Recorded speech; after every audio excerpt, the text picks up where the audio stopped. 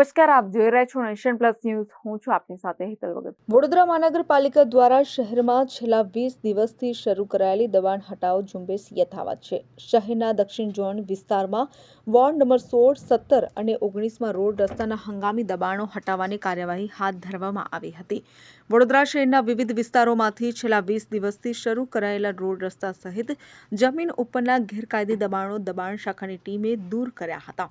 દબાણ હટાવવાની સતત ચાલતી કાર્યવાહી દરમિયાન ગુરુવારે પાણીગેટથી મહાવીર હોલ 4 રસ્તા સુધીના દબાણ હટાવવાની કામગીરી તંત્ર દ્વારા કરવામાં આવી હતી.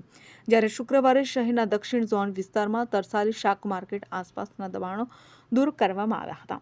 જેમાં રોડ લાઇનમાં આવતા દબાણો સહિત કાચા પાકા શેડ તોડી 4 ટ્રક જેટલો માલ સામાન કબજે કરવામાં આવ્યો છે.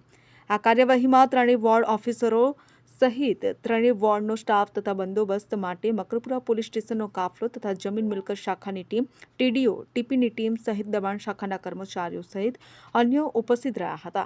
દબાણ શાખાની આ કામગીરી દરમિયાન ઠેર ઠેર તમાશો જોવા લોકટોળા એકત્ર થતા રોડ રસ્તા પર ટ્રાફિક જામના દ્રશ્યો સર્જાતા પોલીસે રસ્તા ખુલ્લા કરાવ્યા હતા. આજે દક્ષિણ ઝોનમાં વોર્ડ નંબર 16, 17 અને 19ના વિસ્તારમાં આવેલ તરસાલી શાક માર્કેટની આજુબાજુના વિસ્તારની હંગામી લારીઓ ગેરકાયદેસર દબાણો દૂર કરાવવાની કાર્યવાહી ચાલી રહી છે તરસાલી વિસ્તારમાં.